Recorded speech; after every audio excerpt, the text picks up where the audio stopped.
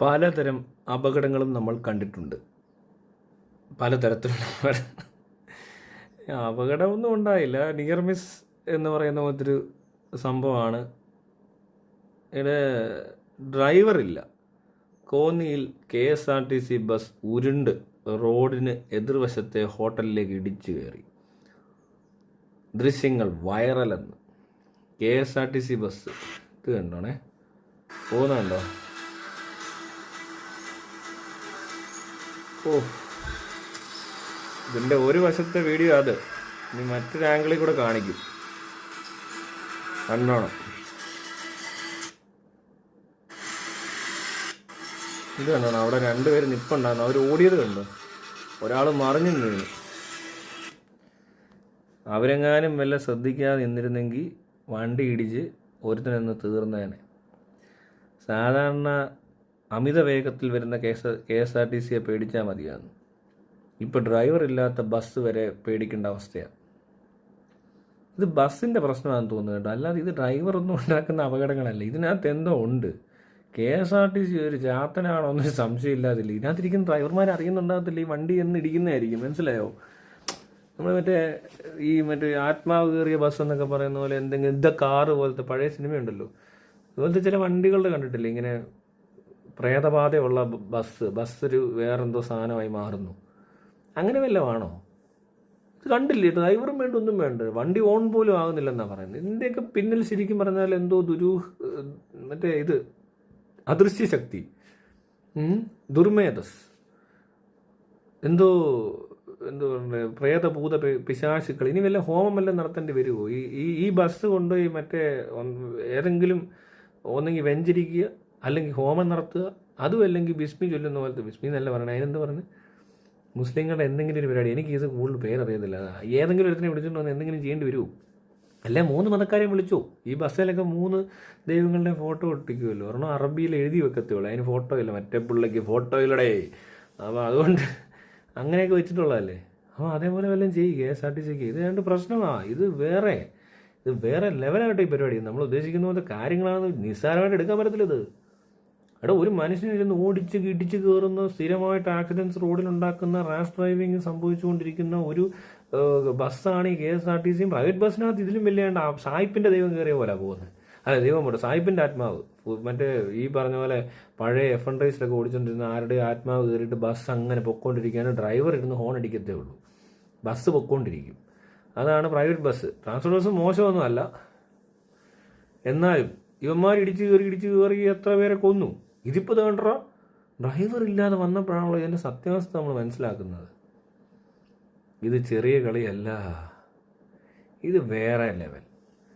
ഇതുണ്ടല്ലോ, ഇത് പിടിച്ചാൽ കിട്ടുമെന്ന് എനിക്ക് തോന്നുന്നില്ല. ഇതൊന്നും നമ്മുടെ ഗതാഗത വകുപ്പോ അല്ലെങ്കിൽ MVDയോ അവരൊന്നും വിചാരിച്ചാൽ ഇതിനെ ഒന്നും ചെയ്യാൻ പറ്റത്തില്ല. ഇതിനി ഒറ്റ വഴിയേ ഉള്ളൂ. ഇനി ഇത് പിടിക്കണമെന്നുണ്ടെങ്കിൽ മറ്റേ പുള്ളിയെ വിളിച്ച് വരുത്തേണ്ടി വരും.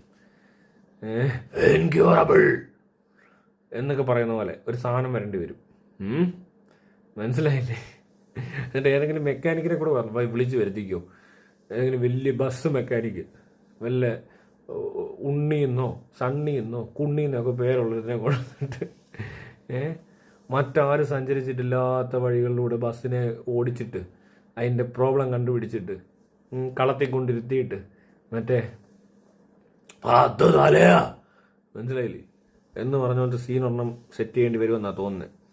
കാരണം ഇതിനകത്ത് ഇങ്ങനെ എന്തോ സംഭവം നടക്കുന്നുണ്ട്. KSRTCയിലെ യഥാർത്ഥ മാനസിക രോഗി ഡ്രൈവർമാരല്ല. അന്ന് ഈ സൈക്കിക് വൈബ്രേഷൻസ് മനസ്സിലായില്ല ആളുകൾക്ക്, പക്ഷെ ഇപ്പം മനസ്സിലായി. കണ്ടില്ലേ?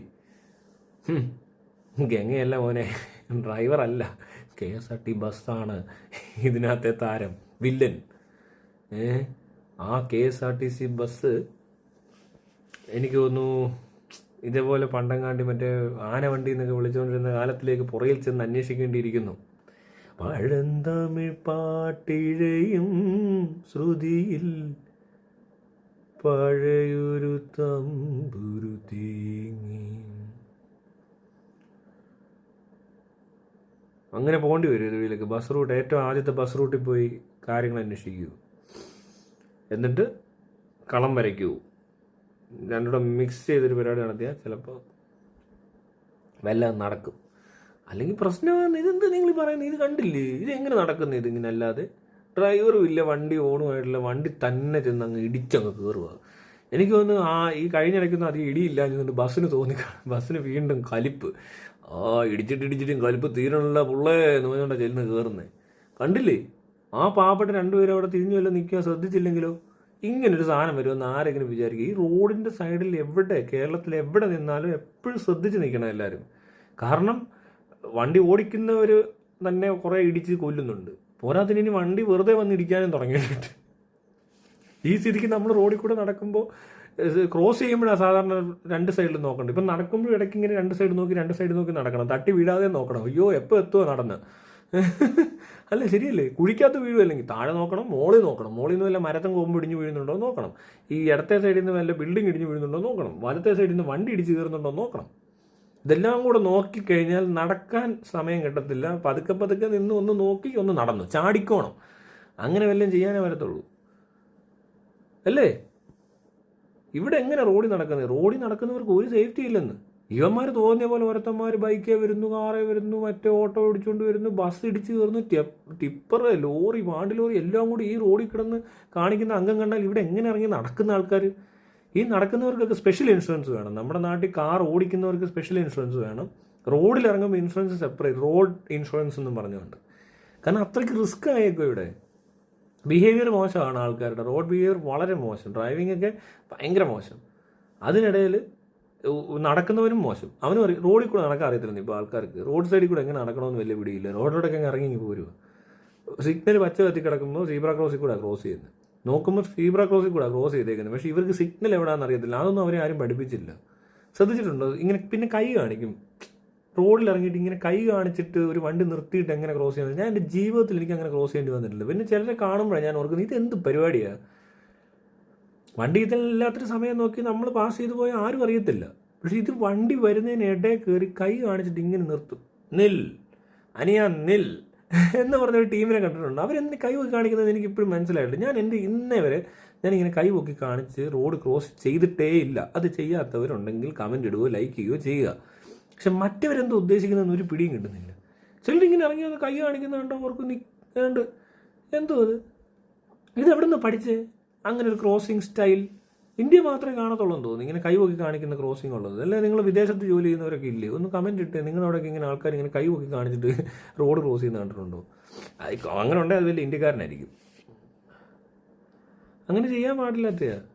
അല്ലേ ഇനി റോഡ് ക്രോസ് ചെയ്യണമെന്നുണ്ടെങ്കിൽ വണ്ടി ഇല്ലാത്തൊരു സമയം നോക്കിയിട്ട് അത് നമ്മളൊന്ന് ക്രോസ് ചെയ്ത് ആരും അറിയത്ത് പോലും ഇല്ല. ഇതിനിടയിൽ കൂടെ അങ്ങ് പോകത്തേ ഉള്ളൂ. എന്നാൽ വണ്ടി വരുന്ന സമയത്തല്ല ഇത് ചെയ്യേണ്ടത്. അതിനൊരു ഗ്യാപ്പുണ്ട്. ആ ഗ്യാപ്പ് നോക്കി അങ്ങ് പോകണം. അപ്പോൾ ആരെയും കൈ കാണിക്കേണ്ടി വരത്തില്ല. ഞാൻ ഇന്നേ വരെ ചെയ്തിട്ടില്ല. എനിക്ക് ഇന്നേ വരെ കൈ പൊക്കി കാണിക്കാൻ എനിക്ക് ഇഷ്ടമല്ല. എനിക്ക് കൈ പൊക്കി കാണിക്കുമ്പോൾ എന്തോ നാണക്കേട് പോലെ തോന്നുന്നു. ഇവർക്കതും ഇല്ലേ? ഇതാണ് ഇവിടുത്തെ പരിപാടി. തുടങ്ങിക്കഴിഞ്ഞാൽ പിന്നെ നമുക്ക് പറഞ്ഞു തീരാത്തത്ര പ്രശ്നങ്ങളാണ് റോഡിൽ നടന്നുകൊണ്ടിരിക്കുന്നത്. അതിനിടയിലാണ് ചുമ്മാ ഡ്രൈവർ പോലും ഇല്ല അതൊരു ബസ് തീരുമാനിച്ച് ഇറങ്ങി വന്ന് ഒരു 2 പേരെ ഇടിച്ചേക്കാമെന്ന് പറഞ്ഞ്. ഇനി അവരുമായിട്ട് എന്തെങ്കിലും വൈരാഗ്യം ഉണ്ടോ ഈ ബസ്സിന്? പണ്ട് ബസ്സിനെ കല്ലെറിയുകയോ ബസ്സിൻ്റെ ടയർ കുത്തിപ്പൊട്ടിക്കുകയോ എല്ലാം ചെയ്ത് കാണും അവർ. അല്ലെ ബസ്സേ കയറി ഇരുന്ന് വല്ലതും ചെയ്ത് കാണും. സീറ്റെ കുത്തി കീറുമോ എല്ലാം ചെയ്ത് കാണും. ഉറപ്പാണ് ബസ്സിനെ കല്ലെറിഞ്ഞിട്ടുണ്ട്. അതുകൊണ്ടാണ് ബസ് ഇപ്പോൾ വന്ന് അവന്മാരെ ഇടിക്കാൻ നോക്കിയത്. അവന്മാർ കഷ്ടിച്ച് രക്ഷപ്പെട്ടു. അടുത്ത പ്രാവശ്യം ബസ് ഡ്രൈവറെ കൊണ്ട് ഇത് ചെയ്യിക്കും. നിങ്ങൾ സൂക്ഷിച്ചോ. അവിടെ നിന്ന് ചാടി മാറിയ കളവന്മാർ 2 പേരില്ലേ, നിങ്ങളെ ഉന്നം വെച്ചാൽ ബസ് വന്നത്. കൊണ്ടുപോയി വേണേൽ ഒരു ഹോമം ചെയ്തു. എല്ലാവരും ഒരു ഹോമം ചെയ്തു. കയറൊക്കെ കെട്ടി ബസ്സിൻ്റെ മറ്റേ ഏലസൊക്കെ കെട്ടി വെച്ചു കയ്യിൽ. ബസ്സേ, കാറ്, ബൈക്ക്, ഓട്ടോ, ലോറി ഇത്ര എണ്ണത്തിൻ്റെ ലേലസും ഒക്കെ കെട്ടി നടക്കുന്ന ആൾക്കാർ എന്താണെന്ന് ചോദിച്ചാൽ പറഞ്ഞാൽ രക്ഷപ്പെടാനാ.